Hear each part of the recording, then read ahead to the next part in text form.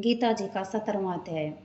अर्जुन ने पूछा, हे श्री कृष्ण, जो शास्त्र विधि को छोड़ श्रद्धा के साथ पूजन करते हैं उनकी निष्ठा किस प्रकार की है?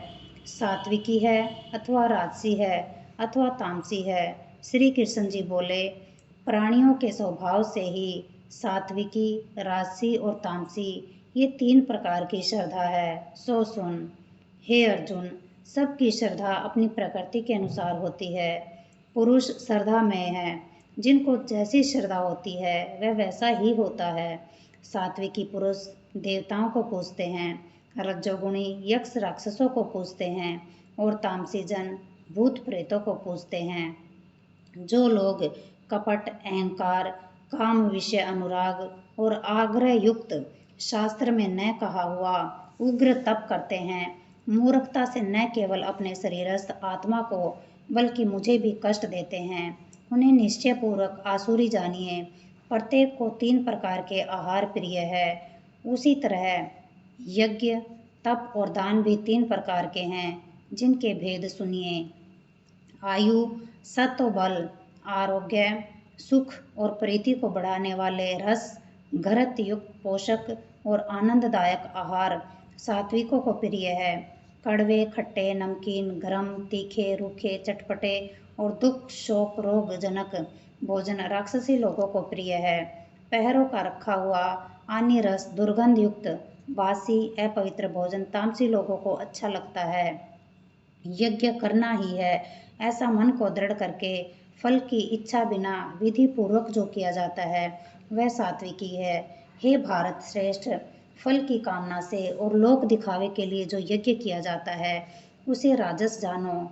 शास्त्र की विधि से हीन, अन्नदान रहित, मंत्रहीन और बिना श्रद्धा के किया हुआ यज्ञ तामस कहलाता है।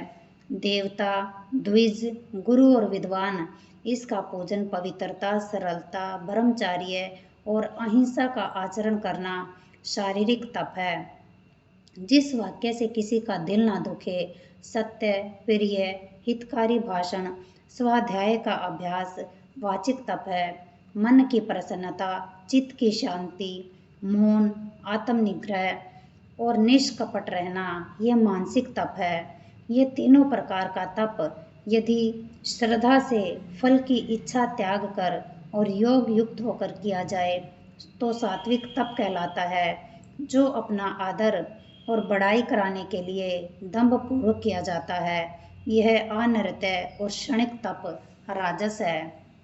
जो दुराग्रह से आत्मा को कष्ट देकर या दूसरे के नाश के लिए किया जाए उसे तामस तप कहते हैं। फल की इच्छा त्याग, उत्तम बुद्धि से उत्तम स्थान में सत्य पात्र के बदले में कोई वस्तु लेने की इच्छा बिना दिया जाता है उसे सात्विकी दान कहते हैं। जो दान प्रत्युपकार अथवा किसी फल की इच्छा से क्लेश पूर्वक दिया जाता है उसे राजस दान कहते हैं। अयोग्य समय में अयोग्य पुरुष को असत्कार और निरादर के साथ जो दान दिया जाता है उसे तामस दान कहते हैं। ओम, तत् और सत ये 3 ब्रह्म के नाम हैं। इन्हीं से आदिकाल में ब्राह्मण, यज्ञ और वेद बने हैं। इसी से ज्ञानी पुरुष यज्ञ, दान और तप आदि शास्त्र उक्त क्रियाएं ओमकार उच्चारण के साथ करते हैं। मुमुक्षु जन फल की इच्छा न करके सत्य शब्द का उच्चारण कर यज्ञ, तप और दान करते हैं। हे अर्जुन, सत्य शब्द का उच्चारण सद्भाव और साधु भाव से किया जाता है तथा मंगल आदि वैवाहिक कर्म भी सत कहलाते हैं। हे पार्थ, श्रद्धा से रहित दान, तप और अन्य कर्म जो किए जाते हैं वे असत कहलाते हैं। वह न इस लोक में और न परलोक में हितकारी है। इति श्रीमद्भगवद गीता सुपनिषद सुब्रह्मा विद्या योग शास्त्रे श्री कृष्ण अर्जुन संवादे त्रिविध योगो श्रद्धा नाम अध्याय 17वां अध्याय समाप्त। 17वें अध्याय का महात्म्य। श्री भगवान बोले, मंडलिक नामक देश में दुशासन नाम का राजा था। एक राजा किसी दूसरे देश का था। जिन्होंने आपस में शर्त बांधी कि हाथी लड़ाए और कहा कि जिसका हाथी जीते सो यह अमुक धन लेवे। तब दूसरे राजा का हाथी जीता, दुशासन का हाथी हारा। कुछ दिन पीछे हाथी मर गया तो बड़ी चिंता हुई।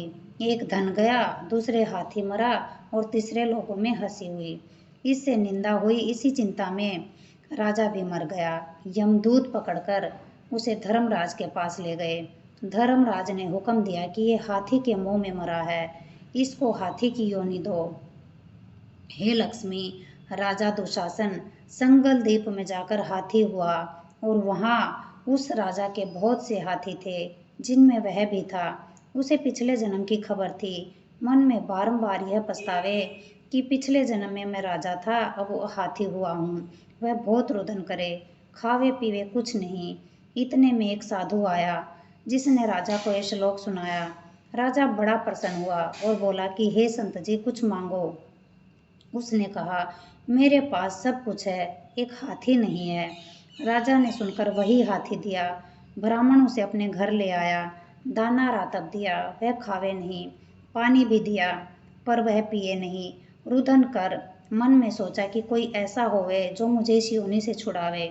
उस साधु ने महावत को बुलाया और पूछा कि इस हाथी को क्या दुख है, यह कुछ खाता पीता नहीं है। महावत ने देखकर कहा कि इसको कोई रोग नहीं है। तब साधु ने राजा से कहा कि हाथी कुछ खाता पीता नहीं है, खड़ा रुदन करता है। यह सुनकर राजा स्वयं देखने को आया। राजा ने बड़े बड़े वैद्य बुलाए और महावत बुलवाए, सबको हाथी दिखलाया। उन्होंने देखकर कहा कि हे राजा जी, इसको कोई मानसिक दुख है, देह का कोई दुख नहीं है। तब राजा ने कहा, हे हाथी, तू ही बोल कि तुझे क्या दुख है। परमेश्वर की शक्ति से मनुष्यों की भाषा में हाथी ने कहा, हे राजन, तू बड़ा धर्मज्ञ है, वह ब्राह्मण भी बड़ा बुद्धिमान है।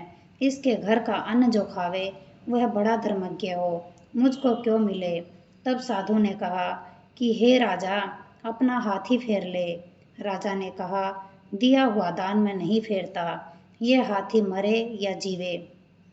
तब हाथी ने कहा कि हे संत जी, तू मत सोच, तेरे घर में कोई गीता की पोथी हो तो मुझे गीता जी के 17वें अध्याय का पाठ सुनाओ।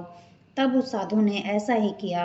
हे लक्ष्मी, 17वां अध्याय सुनते ही तत्काल हाथी की देह छूटी और देव देही पाकर वह बैकुंठ को गया।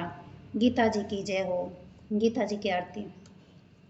जय गीता माता मैया, जय गीता माता, सुख करनी दुख हरनी तुमको जग गाता। ओम जय गीता माता, अज्ञान मोह ममता को छिन में नाश करे, सत्य ज्ञान का मन में तू प्रकाश करे। ओम जय गीता माता, शरण तेरी जो आवे, तेरी मति ग्रहण करे, पाप ताप मिट जावे, निर्भय भव सिंधु तरे। ओम जय गीता माता, रण क्षेत्र में अर्जुन जब शोकाधीर हुआ, कर्तव्य क्रम तज बैठा बहुत मलिन हुआ। ओम जय गीता माता, तब कृष्णचंद्र के मुख से तुमने अवतार लिया, तत्व बात समझा कर उसका उद्धार किया। ओम जय गीता माता, शरीर जन्मते मरते आत्मा अविनाशी, शरीर को दुख व्यापे आत्मा सुख राशि। ओम जय गीता माता, अतः शरीर की ममता मन से त्याग करो, आत्म ब्रह्म को चीनो उसे अनुराग करो। ओम जय गीता माता, निष्काम कर्म नित्य करके जग का उपकार करो, फल वांछा को त्यागो सद्व्यवहार करो। ओम जय गीता माता, मन को वश में करके इच्छा त्याग करो, निष्काम जग में रहकर हरि से अनुराग करो। ओम जय गीता माता, यह उपदेश तेरे जो नर मन में लावे, भगवान भव सागर से वह क्यों ना तर जावे। ओम जय गीता माता, जय गीता माता मैया, जय गीता माता, सुख करनी दुख हरनी तुमको जग गाता। ओम जय गीता माता।